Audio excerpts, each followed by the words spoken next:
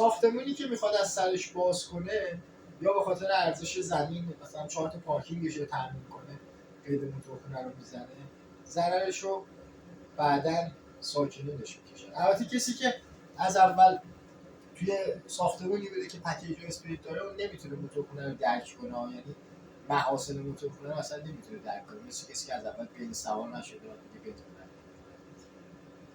یه ساختمونی توی یوسف آباد بعد از 48 سال کار کندانسور چیلرش سوراخ شد،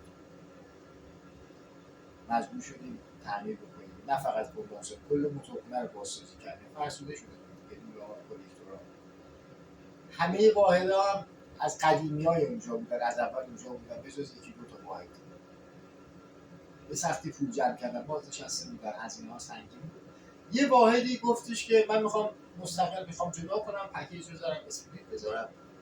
چندین برابر پولی که باید مشارکت میکرد که این موتورخونه دوباره 40 سال دیگه کار بکنه، چندین برابر این پول رو هزینه کرد، پکیج گذاشت، اسپریت گذاشت، لوله کشیش رو جدا کرد، تراسش رو از دست داد به خاطر یک کندانسور، نمای ساختمون رو خراب کرد به خاطر یک کندانسور دیگه، یک کندانسور پشته بود، واحدش چهارخواب بود، آخرش هم نتونست همه جای خونه رو به یه اندازه خنک کنه. یه قسمت از سرمای اسپریت نمیتونی بشینی، یه قسمت از گرما عرق میکنی. بعد آخرش هم یه تابستونی که رد کرد اومد گفتش که واحد منم وصل به موتورخونه، باز کلی هزینه کرد از کلکتور براش اشاره کشید.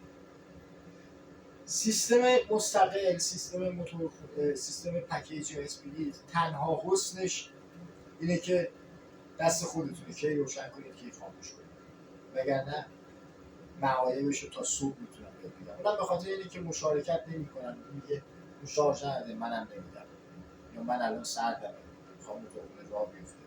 به خاطر اینجور چیزاش، وگرنه موتورخونه هزینه تعمیراتش سرشکن میشه، هزینه آب و برق و گازش تقسیم میشه، تصاعدی بالا نمیره، برق قطع میشه، شما بلافاصله آب گرمتو از دست نمیدی، حداقل 4000 لیتر آب گرم ذخیره داریم، پمپ خراب میشه، مسیر بایپاس داریم.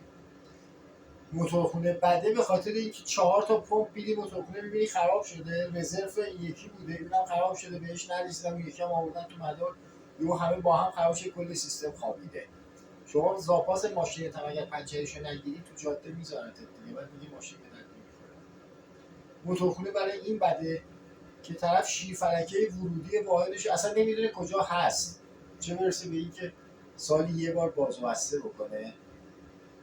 بعد حداقل سالی یه بار مسافرتی که میری میگی فراموش میکنم باز و بسته کنم، سالی یه بار که مسافرت میری ببند برگشتی بازش کن.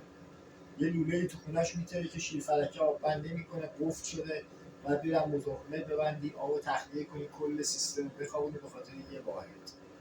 خودخواهی یه واحد.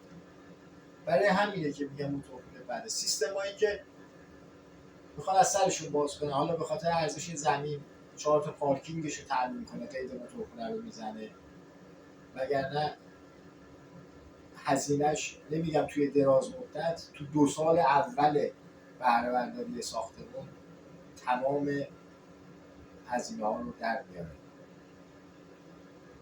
برای همین هیچ وقت مقایسه نکنید سیستم مرکزی رو با پکیج و اسپریت. همون آقایی که الان 4 تا کمپرسور گذاشته، بعد کلی هزینه هم کرد به موتورخونه هم وصل شد، الان یه کمپرسور خراب میشه باید به تنهایی حداقل 150 میلیون تومان هزینه بده. ولی پایین توی موتورخونه مثلا یه کمپرسور که دیگه بیشتری هزینه رو داره، مثلا بشه 300 میلیون تومان بین 10 واحد تقسیم میشه.